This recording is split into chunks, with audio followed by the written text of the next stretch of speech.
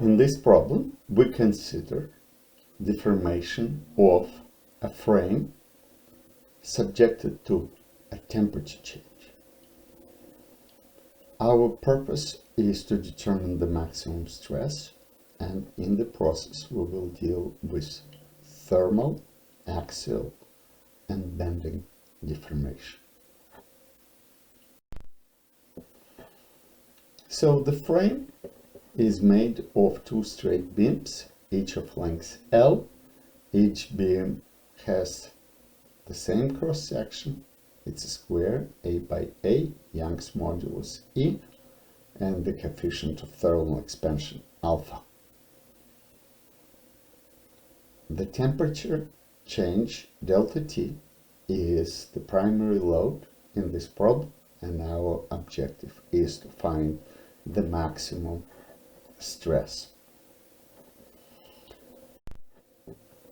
So we recognize immediately that this frame is statically indeterminate because the wall results in 3 reactions and the 4th reaction comes from the roller, and so our number one concern is to address statical indeterminacy.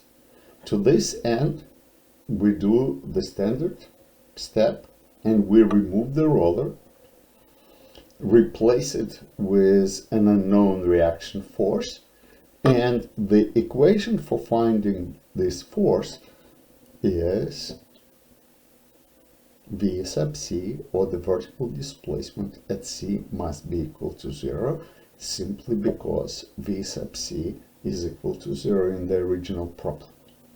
Without this condition, the force R is arbitrary. So now our task is to calculate V sub C in a statically determined gamma-shaped or L-shaped frame. So first I will start with the horizontal bar, and I recognize that this bar is subjected to the force R, and this will follow immediately if I make a cut at B, and this force R induces a vertical displacement upward equal to minus RL cube over 3EI.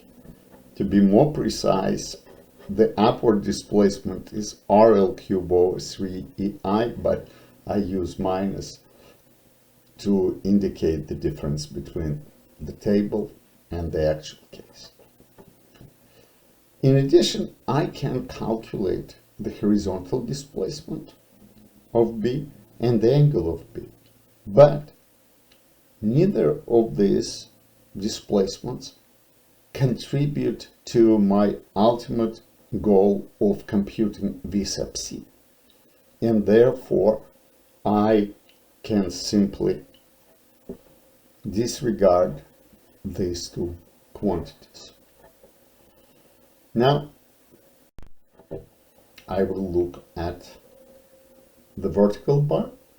It is under compression by two forces R, and now I can write down the key equation. This equation says that the elongation of the bar EBC is equal to the displacement at C. Please recall we view vertical displacement downward as positive, so V sub C minus V sub B, and this deformation is produced by two sources: the compression, and that's our standard form of Hooke's law, and of course there is minus because the forces are clearly compressive, plus the elongation due to thermal expansion. Now I can use this condition and put together the following story. VB comes from the analysis of the horizontal beam. This comes from the analysis of the vertical beam. And finally, we take the constraint that V sub c must be equal to 0, because in the original statically indeterminate structure there is a roller. If we put together these three equations, we can eliminate Vc, Vb, and simply solve for R. And here's the answer. In this answer, I included I equal to a to the 4 over 12 and capital A equal to a squared. And here's my solution. And I would like to pay your attention that in the denominator I have two terms, a squared plus 4l squared. Since I think that the beams are slender, it means L is much larger than A, and of course L squared is much larger than A squared, and therefore I make a reasonable assumption and rewrite the answer in this form.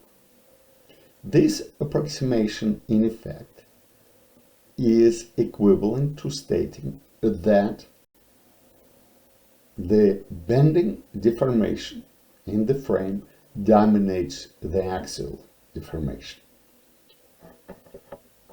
Now, let me look at the problem slightly differently. That's my answer, obtained from the previous page. And what I can do, I can revert back to I rather than a to the 4 over 12. And I can rewrite the answer in this form. And now I will identify two terms, alpha, delta t, and L. And here I will have 3ei over L cubed.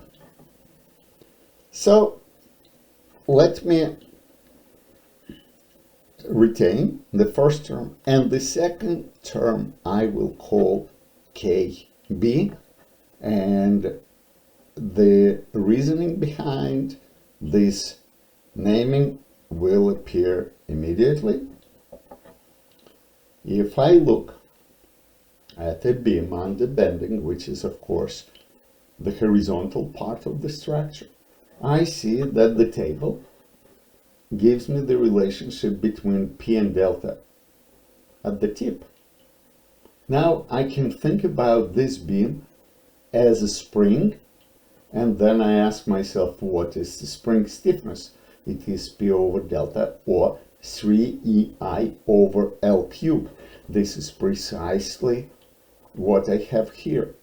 So I can think about this as the bending stiffness of the cantilever beam, and capital B refers to bending.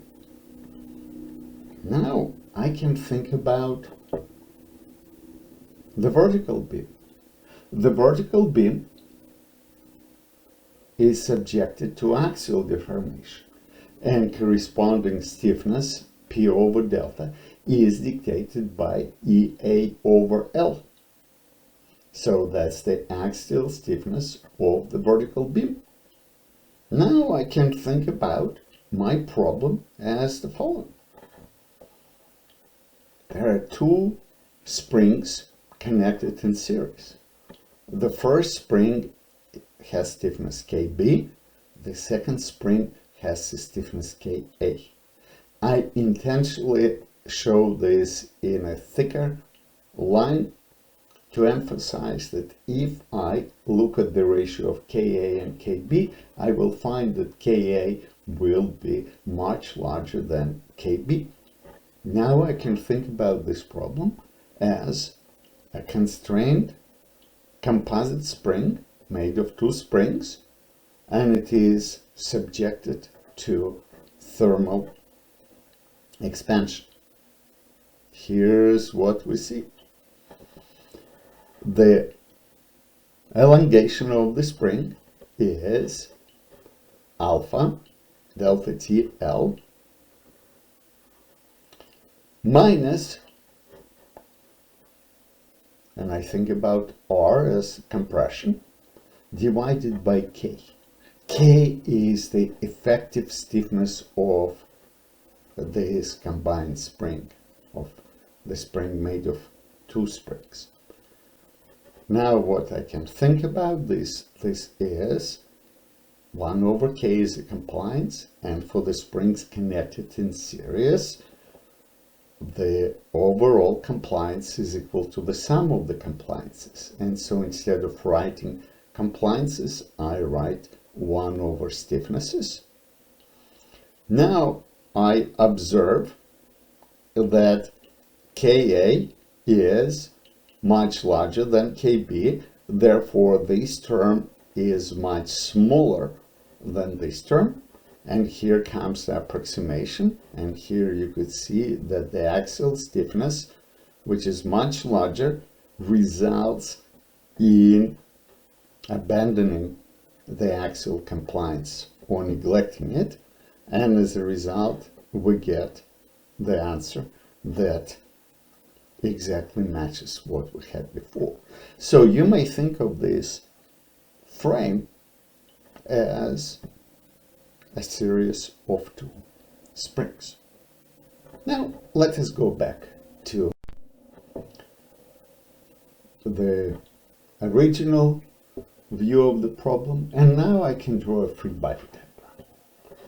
That's the reaction force, and of course I know this reaction force, and basic equilibrium equations will tell me that there must be a reaction pointing down. Now the two forces R and R create a counterclockwise couple of magnitude RL. Of course it means that the couple at the wall must be clockwise, also magnitude RL, and now I'm primed to use my standard equation my over I. So here's my m, here's my I, here's my y. Of course it corresponds to the maximum stress, and if I put it all together, that's the answer that I get. I singled out this term to emphasize that this term represents geometric slenderness, or the ratio of the cross-sectional size to the lengths of the beams. The higher is the slenderness, right, which is one of this, the smaller is the stress. So slender frames typically experience lower stresses when subjected to thermal loading. Thank you.